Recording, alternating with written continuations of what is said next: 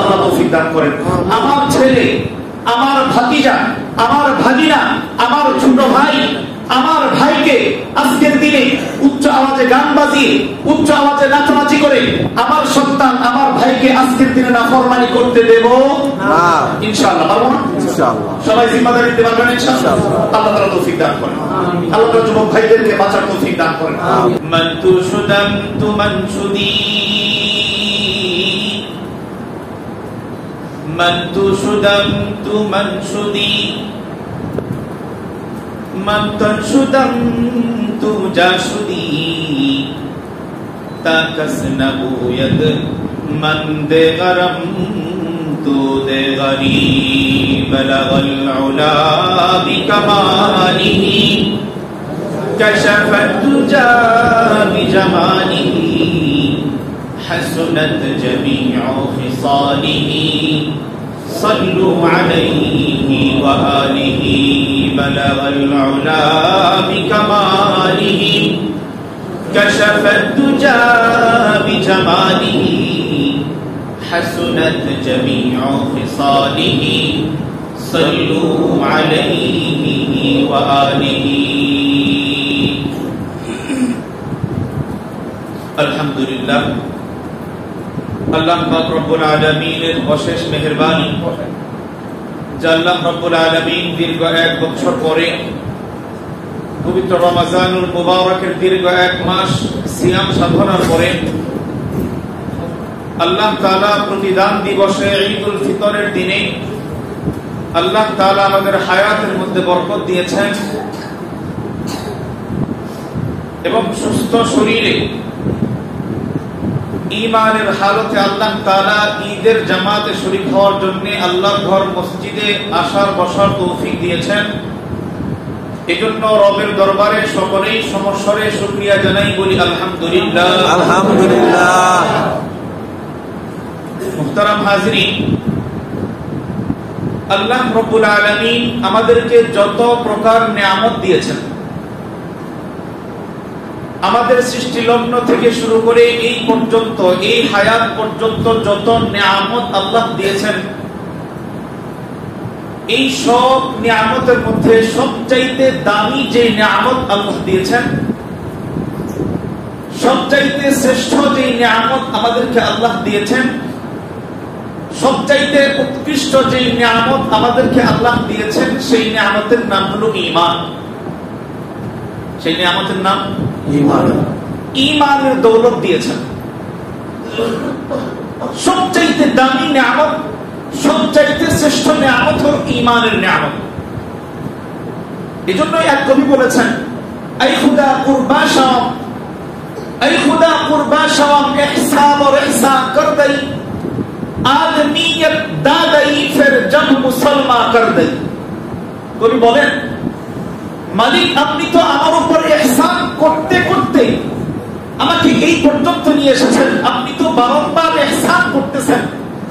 এই হাজারো ইহসানের মধ্যে, হাজারো অনুগ্রহের মধ্যে, হাজারো মেহেরবানির মধ্যে সবচাইতে যেই বড় নিয়ামত, সবচাইতে যেই দামি নিয়ামত দিয়েছেন, আদমিয়ত দাদাই ফির জব মুসলমান কর দেই। একে তো আমাকে মানুষ বানিয়েছেন, তারপরে আবার কোন কাফের না বানিয়ে, ইহুদি না বানিয়ে, খ্রিস্টান না বানিয়ে আমাদেরকে জন্মসূত্রে মুসলমান বানিয়েছেন, ঈমানদার বানিয়েছেন। এই জন্য আপনার জন্য আমি কুরবান। কুরবান আই খুদা কুরবান শাম, মালিক আপনার জন্য আমি কুরবানি করতেছি, আমার জীবনকে উৎসর্গ করে দিলাম যে আপনি আমাকে মানুষ বানিয়েছেন। আবার মানুষ তো বানিয়েছেন, এরপরে মানুষের মধ্যে সবচাইতে যারা দামি ঈমানওয়ালা মুসলমান, আমাদেরকে মুসলমানের ঘরে জন্ম দিয়ে জন্মসূত্রে আমাদেরকে ঈমানওয়ালা বানিয়েছেন। বলি সুবহানাল্লাহ সুবহানাল্লাহ। এখন বলবেন মুসলমান ঈমান এটা এত দামি নিয়ামত কেন? এত দামি নিয়ামত কেন?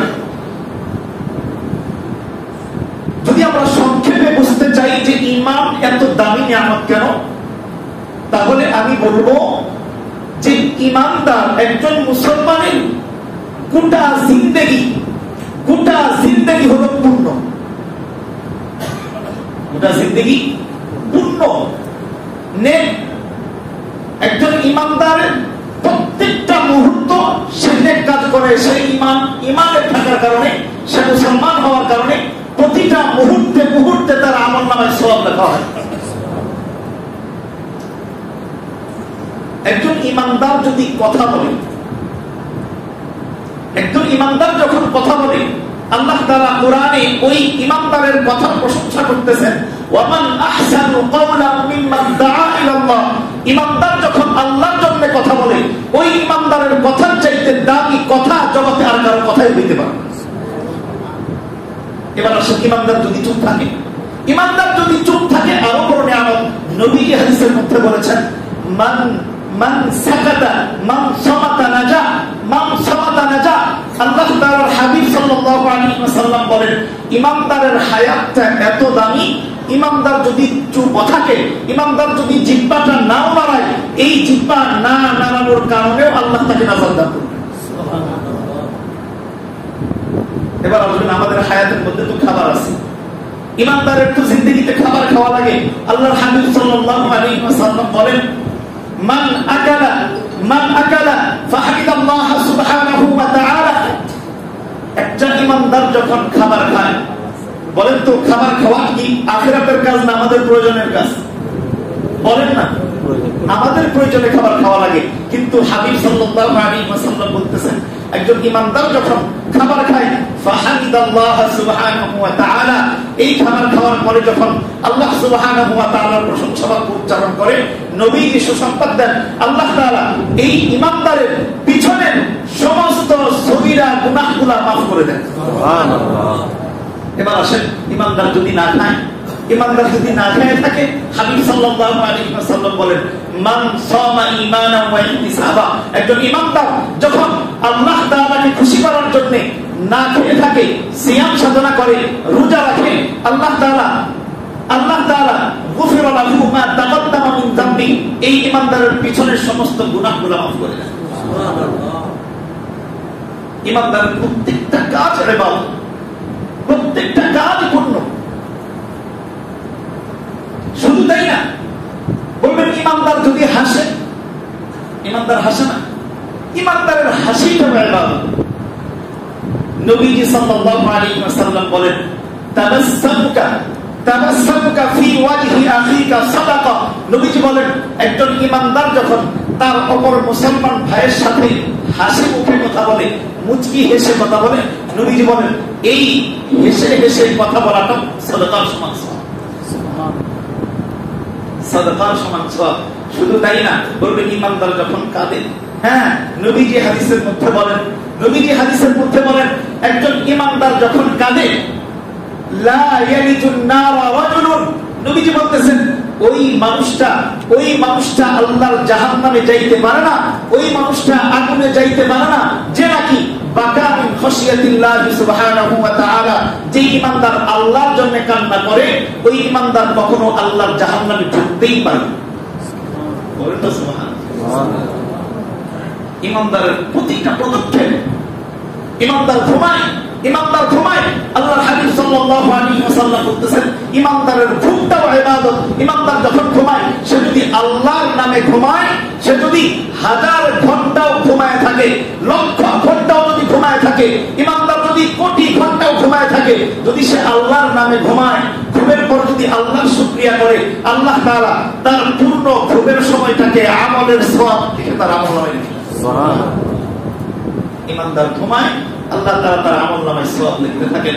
এর মানে বোঝা যায়, একজন ইমানদারের প্রত্যেকটা মুহূর্ত তার ইবাদত। শুধু তাই না, বলবেন ইমানদার যখন মন খারাপ করে, কি মানুষ আমরা মন খারাপ করি না?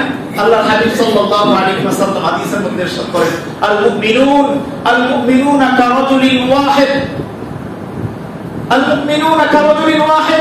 ইন ইশতাকা আইনুহু ইশতাকা কুল্লু।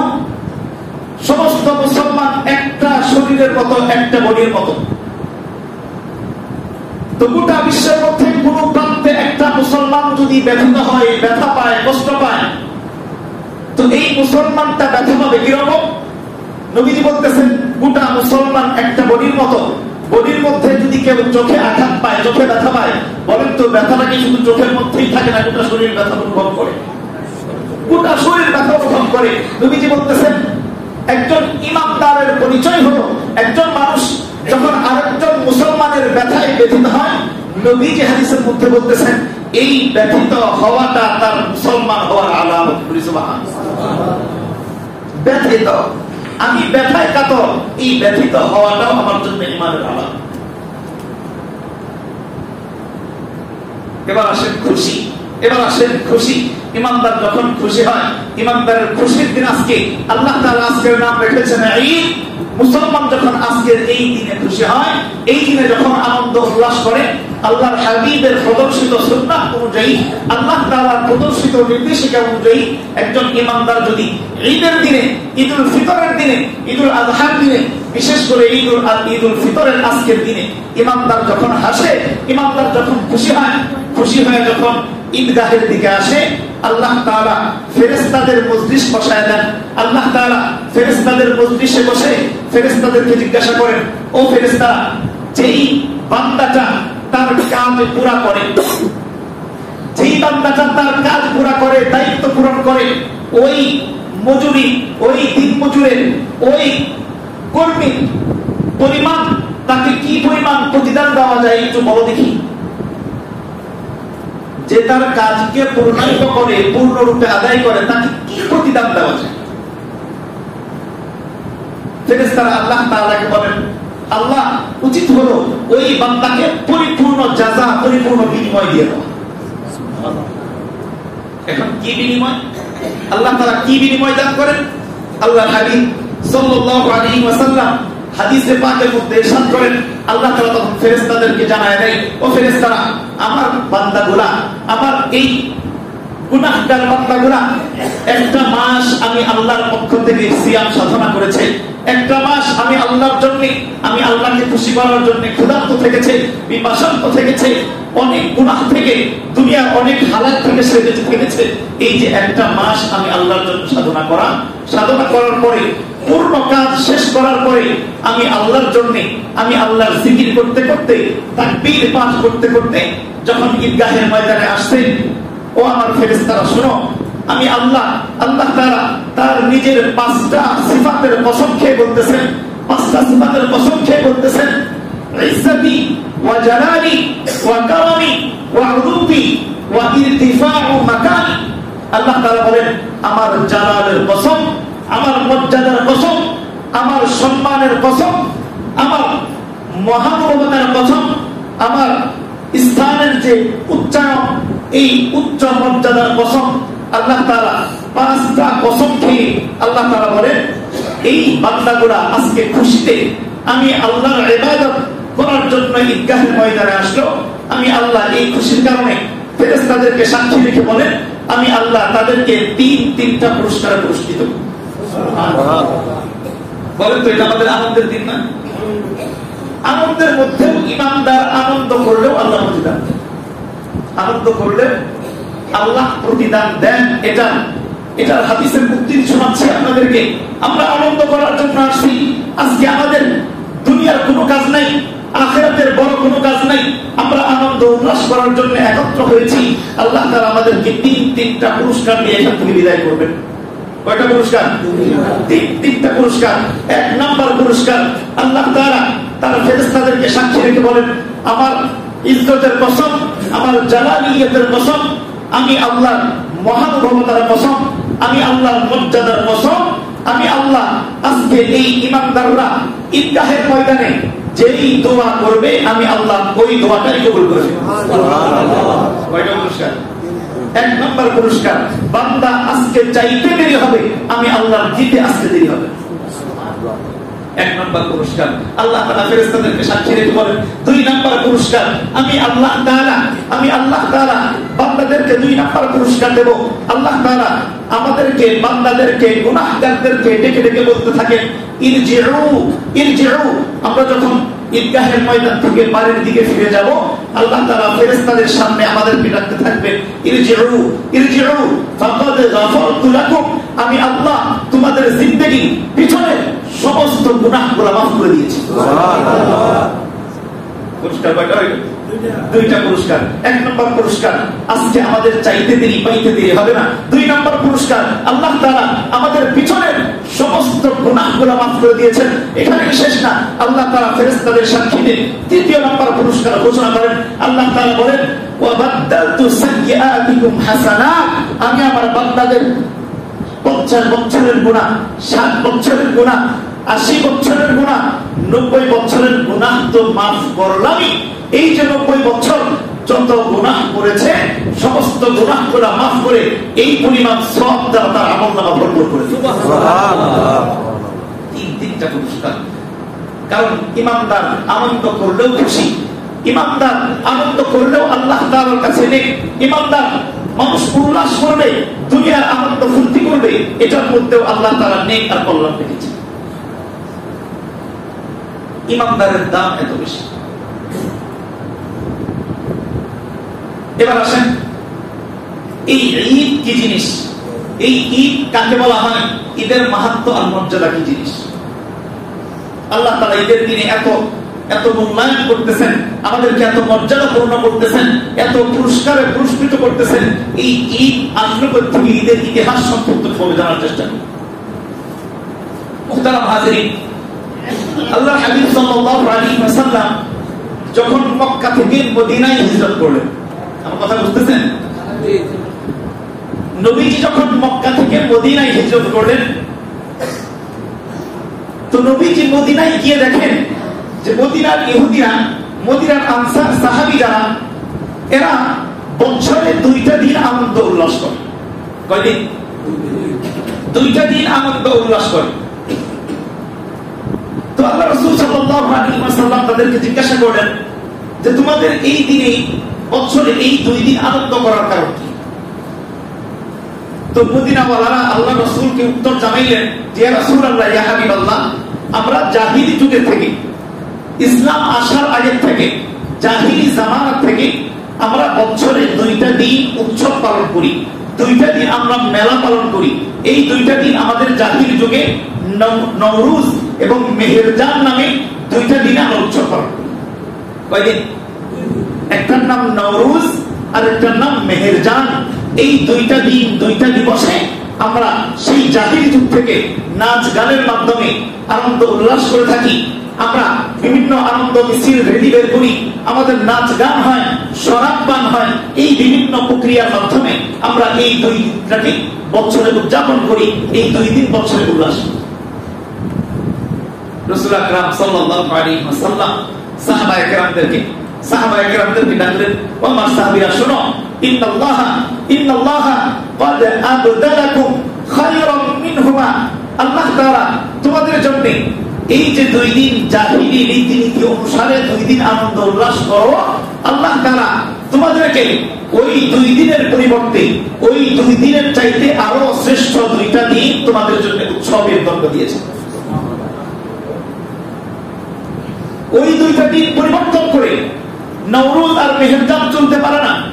আল্লাহর হাবিব সাহাবায়ে কেরামদেরকে সুসংবাদ দিলেন যে তোমাদের জন্য যেহেতু ওই 2 দিন গুনাহের দিন, ওই 2 দিন পাপাচারের দিন, ওই 2 দিন বেহায়াপনার দিন, ওই 2 দিন নাচ আর গানের দিন, ওই 2 দিন মদ আর শরাব পানের দিন, আল্লাহ তাআলা ওই 2 দিনকে প্রত্যাখ্যাত করে আল্লাহ তাআলা তোমাদের জন্য ভিন্ন 2টি দিন দান করেছেন।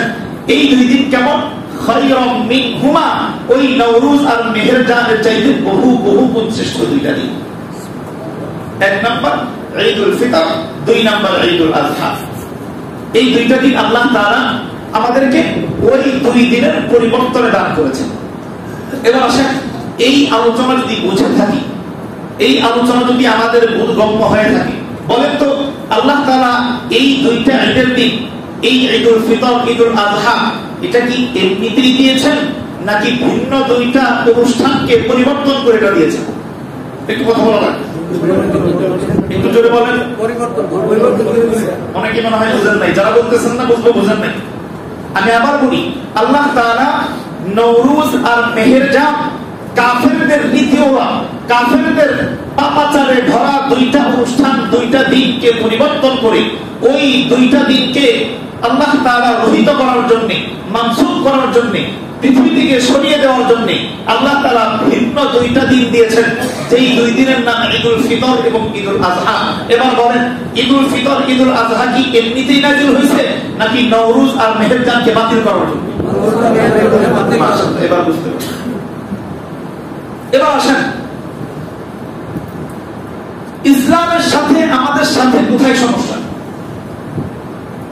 আমরা ইমানদার, আমাদের জন্য আজকের দিন মাআফের দিন, আজকের দিন আমাদের জন্য গুনাহ থেকে মুক্তির দিন, আজকের দিন আমাদের গুনাহগুলা নেক দ্বারা পাল্টানোর দিন, আজকের দিন আল্লাহর পক্ষ থেকে আমাদেরকে মাসুম বেগুনাহ ঘোষণা করার দিন। কিন্তু বলেন তো, আল্লাহ তাআলার ইচ্ছা, আল্লাহ তাআলার ব্যবস্থা ছিল যে আল্লাহ তাআলা ওই জাহিলি যুগের রীতি, জাহিলি যুগের নাচ আর গান, জাহিলি যুগের বেলাল্লাপনা বেহায়াপনা, জাহিলি যুগের নারী পুরুষের অবাধ মেলামেশা, জাহিলি যুগের নারী পুরুষের রাস্তায় বের হয়ে উল্লাস করা, ওটাকে নষ্ট করার জন্য, ওটাকে রহিত করার জন্য আল্লাহ তাআলা আমাদেরকে পবিত্র দিন দান করলেন। কত বড় কমবখত আমরা, কত বড় নাফরমান আমরা, কত বড় গাদ্দার আমরা। ওই দিন আল্লাহ তাআলা চাইতেছেন ওই দিনগুলো নষ্ট করার জন্য ইবাদত দিলেন, আর আমরা নাফরমান, ইবাদতের দিনকেও আমরা ওই দিনকে ফিরে আনার চেষ্টা করতেছি। আল্লাহ তাআলা চাইলেন নাচ গানের দিনটাকে বা ইবাদতের দিন বানাবেন, আমরা ইবাদতের দিনকে নাচ গানের দিন বানাই ফেলতেছি না, ফেলছি নাচ গানের দিন বানাই ফেলছি।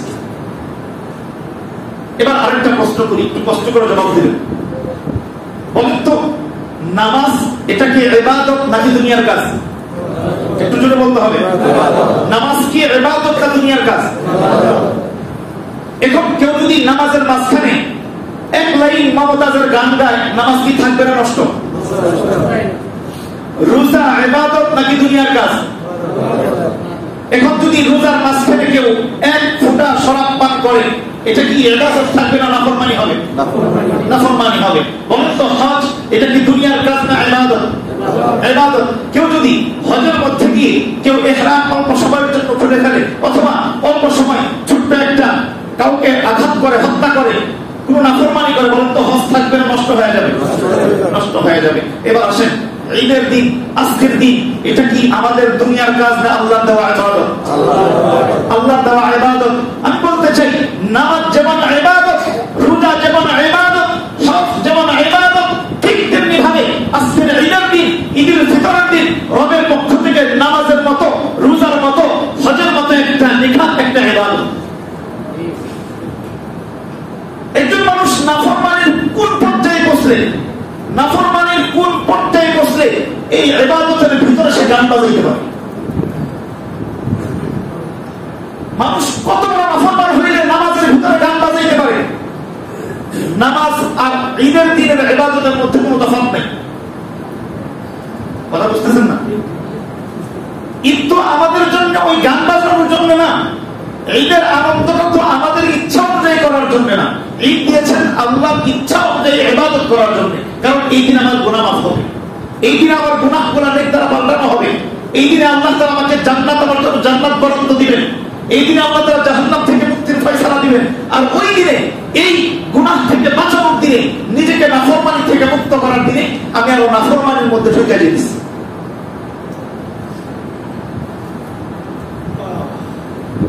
এই জন্য নিজেকে সতর্ক করা। একটা ছোট্ট প্রশ্ন করি, মাসালা উদাহরণস্বরূপ, একজন মানুষের সন্তান হয় নাই, সন্তান হয় না, বলুন তো এটা বাবা মায়ের জন্য ব্যথার কারণ কিনা? ব্যথার কারণ।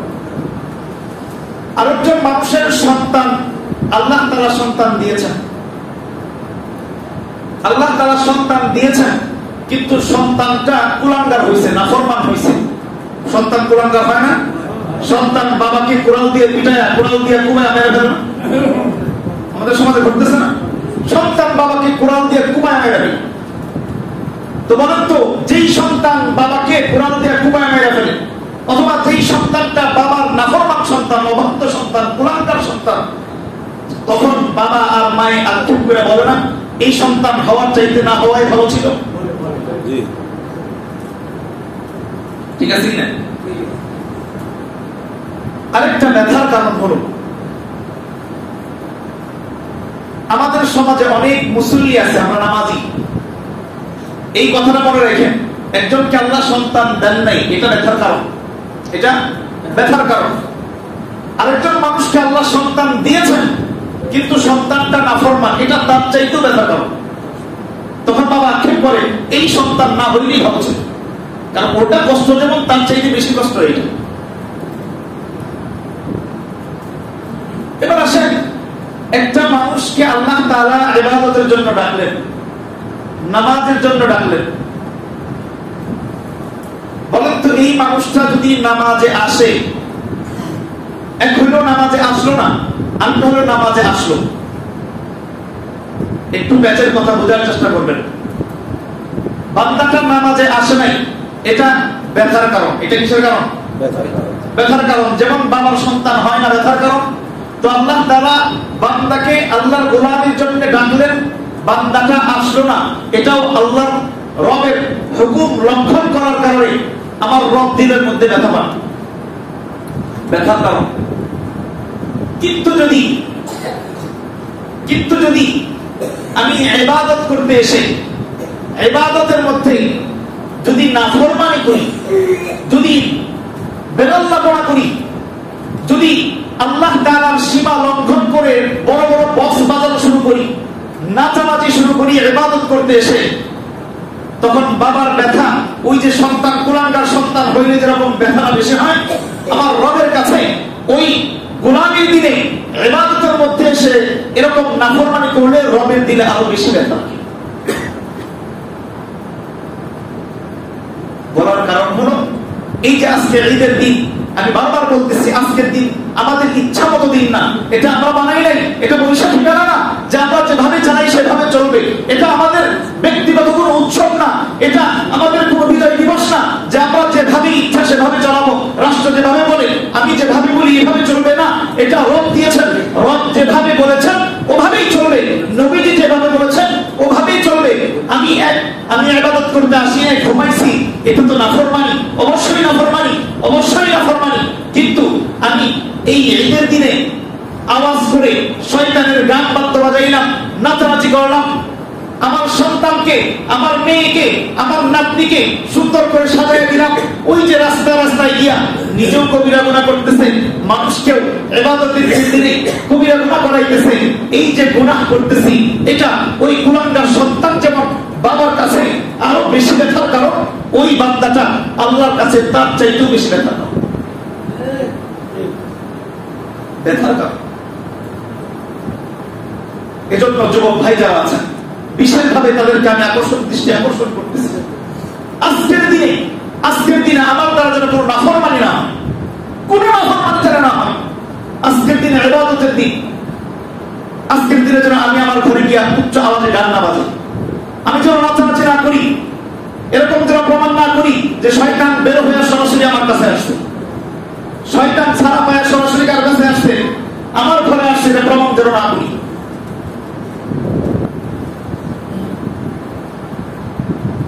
আরেকটা ব্যথার কথা বলবো, একে তো এই ব্যথা যে আমরা ইবাদতের দিনে নাফরমানি করি। এজন্য বিশেষ করে আমি এই কথাটা আরেকটু বলি, যারা মুরব্বী আছেন, যারা মুরব্বী আছেন, যারা বাবা আছেন, যারা ভাই আছেন, যারা মা আছেন, যারা দাদি আছেন, বড় বোন আছেন, ফুফি আছেন, খালা আছেন, আল্লাহ তাআলা অন্যান্য পশু দেখবেন, একটা গরু জন্ম হওয়ার পরে 2 মাস, 6 মাস, 1 বছর মায়ের দুধ খায়, এরপরে মায়ের সাথে ওই বাচ্চার কোনো সম্পর্ক নাই। কথা বলেন না কেন? একটা ছাগলের বাচ্চা 3টা বাচ্চা দিছে, 2টা বাচ্চা দিছে, দেখবেন 2 মাস, 3 মাস, 6 মাস ওই মায়ের দুধ খায়, এরপর থেকে ওই মায়ের সাথে আর কোনো সম্পর্ক নেই। দুনিয়ার যেখানেই যান, একটা কুকুর বলেন, একটা কুকুর 6টা, 7টা, 8টা বাচ্চা দেয়, দেখবেন ওই কুকুর, ওই মা তার সন্তানের জন্য গোটা দিন রাত তাকে দুধ খাওয়ায়, পালে, বড় করে। কিন্তু 2-4-6 মাস যাওয়ার পরে কুকুরটা যখন একটু বড়সড় হয়ে যায়, নিজের খাবার যখন নিজে জুটাইতে পারে, তখন আর ওই মায়ের সাথে সন্তানের সম্পর্ক নেই। কিন্তু আল্লাহ তাআলা মানুষদেরকে ভিন্ন প্রক্রিয়ায় ভিন্ন পদ্ধতিতে আল্লাহ তাআলা মানুষের এই জাত, মানুষের এই বংশ আল্লাহ তৈরি করেছেন। আল্লাহ তাআলা বলেন, ইয়া আইয়ুহান নাস ইন্না খালাকনাকুম মিন যাকারিন ওয়া উনসা, আমি আল্লাহ তোমাদেরকে আদম আর হাওয়া থেকে বানিয়ে ছেড়েছি, এরকম না, বানানোর পরে ওয়াজআলনাকুম শুউবান ওয়া কবাইলা, আমি আল্লাহ তোমাদের জন্য বিভিন্ন শোভা, বিভিন্ন বংশ, বিভিন্ন পরিচয়, বিভিন্ন আত্মীয়তার সম্পর্ক আমি আল্লাহ তৈরি করেছি। যদি বলেন কেন কেন আল্লাহ এরকম করলেন? আল্লাহ এই জন্য এরকম করেছেন, ওই যে কুকুর, ওই কুকুর মায়ের থেকে আলাদা হওয়ার পরে ওই কুকুর নাফরমানি করবে না অন্যের বাড়িতে চুরি করবে, এটা ওই মায়ের কোনো হিসাব নাই। ওই যে ছাগল, ওই যে ভেড়া, ওটা আপনার 6 মাস হওয়ার পরে যখন সে নিজের খাবার খাইতে পারে, ওই খাবার খাওয়া স্বীকার করে, সে কি মালিকের দেওয়া খাবার খাবে নাকি অন্যের ক্ষেতের খাবার খাবে, ওই হিসাব মায়ের দেওয়া লাগবে না। একটা গরুর বাচ্চা যখন বড় হয়ে যায়, ওটা বড় হওয়ার পরে নিজের মালিকের খাবার খাবে নাকি অন্য বাহিরে গিয়া অন্য মানুষের ক্ষেত খাবার করবে, এই জবাব ওই গরুর মাইকে দেওয়া লাগবে না।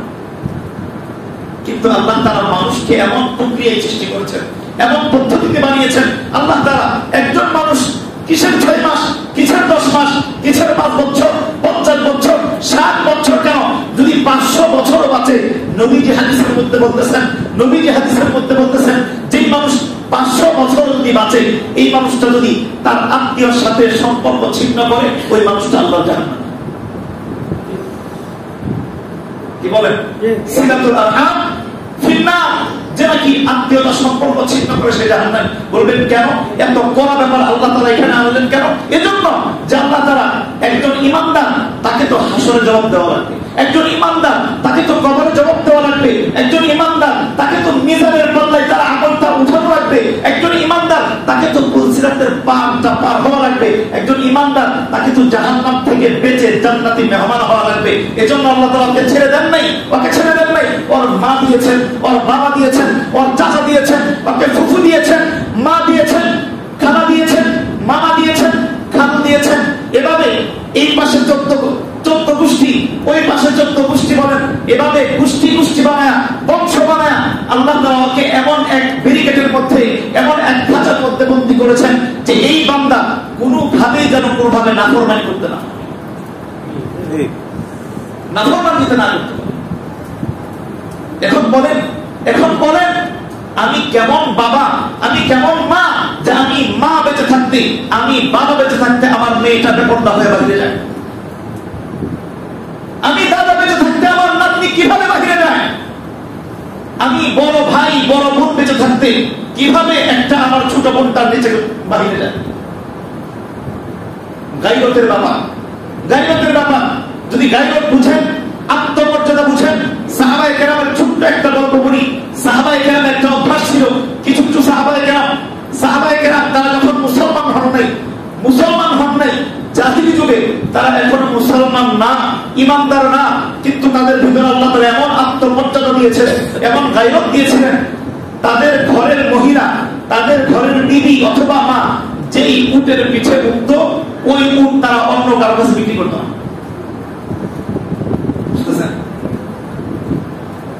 যেই ঘরের উটের পিছে তার বোন বসতো, তার মা বসতো, তার বিবি বসতো, তার মেয়ে বসতো, ওই উট বাহিরে বিক্রি করতো না। এজন্য যে আমার মা যেই উটের পিছনে বসেছে, আমার বিবি যেই উটের উপরে বসেছে, ওই উট একটা পুরুষ বলবে,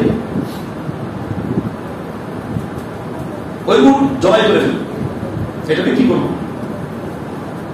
আর আমি বাবা, আমি বড় ভাই, আমি চাচা, আমি বাবা হয়ে, আমি বড় ভাই হয়ে আমার বোনকে সাজায়া গুছায়া, আমার বোনকে বেহায়া তৈরি করে আমি রাস্তায় নিয়ে ঘুরাই।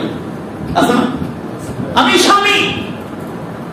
স্বামী হওয়ার পরে যেখানে আমার জিম্মাদারি একে আগলে রাখা, আমার জিম্মাদারি একে পর্দার ভিতরে আবৃত করে রাখা, আমার জিম্মাদারি একে ইসলামের গণ্ডির ভিতরে আটকে রাখা, আমি স্বামী হয়ে এমন দায়ুস, আমি স্বামী হয়ে এমন নাফরমান, আমার ওই দিদিকে, আমার পর্দার ভিতরের দিদিকে বাহিরে নিয়ে পার্কিং এ মানুষের সামনে ঘুরাই দিচ্ছে। আচ্ছা না? এজন্য গায়রত আনা দরকার। একজন ঈমানদার তার ভিতরে গায়রত থাকা লাগবে। গায়রতহীন মুসলমান, তাকে আল্লাহর হাবিব সাল্লাল্লাহু আলাইহি ওয়াসাল্লাম বলেছেন দায়ুস। নবী বলেছেন আদ-দায়ুসু ফিন-নার, যে নাকি যার ভিতরে গায়রত নেই, যে নাকি তার স্ত্রীকে পর্দায় রাখতে পারে না, যে ভাই তার বোনকে পর্দায় রাখতে পারে না, যেই বাবা তার মেয়েকে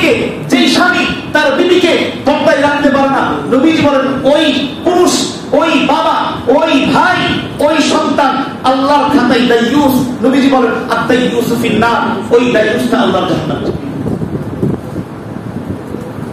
এজন্য এটা বললে চলবে না মেয়ে আবদার করতেছে কি করব না, আপনার জিম্মাদারি, আপনার জিম্মাদারি।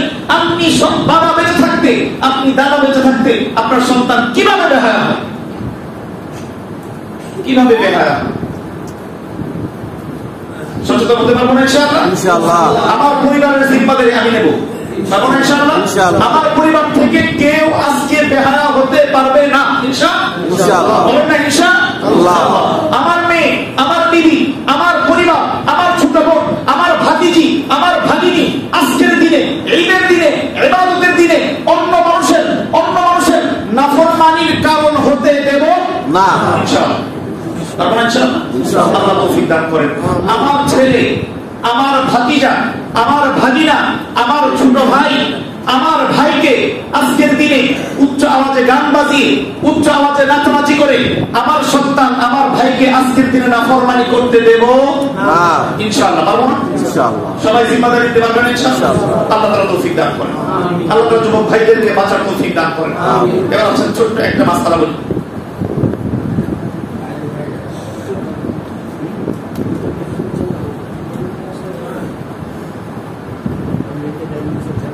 ছোট্ট একটা মাসআলা বলেই কথা শেষ। রাগ করতেছেন? না, বলেন। আমি একটা উদাহরণ পিছনে টানছিলাম, ওই উদাহরণ থেকে আবার কথা আনতে চাই। বলছিলাম একটা বাবার সন্তান হয় না, মনে আছে? তার ব্যথা আছে কিনা? আছে, ব্যথা আছে। আরেক বাবার সন্তান হয়, সন্তান হয় কিন্তু নাফরমান, কথা শুনে না। সন্তান না হওয়ার চাইতে এটা বেশি ব্যথার কারণ, মনে আছে আপনাদের? উদাহরণটা বুঝছেন তো? এবার আসেন, আমাদের মধ্যে অনেক মানুষ, এখানে অনেক মুসল্লি আছে, অনেক নামাজি আছে, আমরা ইবাদত করব ঠিক, কিন্তু অর্ধেক। একটা মাসআলা আপনাদের কাছে জিজ্ঞাসা করি, বলেন তো, আমি ফজরের 2 রাকাত নামাজ, ফরজ 2 রাকাত নামাজ খুব সুন্দরভাবে পড়লাম, নামাজ 2 রাকাত কমপ্লিট, শেষ বৈঠকে বসে আত্তাহিয়াতু পড়লাম, দুরূদ শরীফ পড়লাম, দোয়ায়ে মাসুরা পড়ে আস্তে করে উঠে চলে গেলাম, নামাজ হয়েছে না? আপনারা বুঝেন নাই? সবাই বলেন নাই? নামাজ হয়েছে? না, হয় নাই। এই জন্য তো বললাম নামাজ হয়েছে কিনা। আত্তাহিয়াতু পড়া শেষ, দুরূদ শরীফ পড়ছে, দোয়ায়ে মাসুরাও পড়ছে, পড়ার পর আস্তে করে হাওয়া দিয়ে বের হয়ে গেছে, নামাজ হয়েছে না? না, হয়েছে তো? হয়েছে। এই মাসআলা জানেন সবাই? জানেন না? যদি জানেন তাহলে আরেকটা মাসআলা শুনেন। জুমার নামাজ কয় রাকাত? 2 রাকাত। জোহরের নামাজ কয় রাকাত? 4 রাকাত। জুমার দিনে জোহরের নামাজের পরিবর্তে কিসের নামাজ পড়া হয়? একটু কথা বলেন, আমি একটা কথার দিকে যাইতেছি। জোহরের পরিবর্তে জুমার নামাজ পড়া হয়, তো জোহরের নামাজ ছিল 4 রাকাত, জুমার নামাজ 2 রাকাত কেন? বলেন সবাই। জোহরের নামাজ ছিল 4 রাকাত, আমি জোহরের পরিবর্তে জুমা পড়তেছি, তাহলে জোহর ছিল 4 রাকাত, জুমা 2 রাকাত কেন? জুমা তো 4 রাকাত হবে। মাশাআল্লাহ, মাশাআল্লাহ, মাশাআল্লাহ। কারণ জুমার দিন জোহরের পরিবর্তে জুমা পড়া হয় ঠিক, কিন্তু পড়া হয় 4 রাকাতের জায়গায় 2 রাকাত।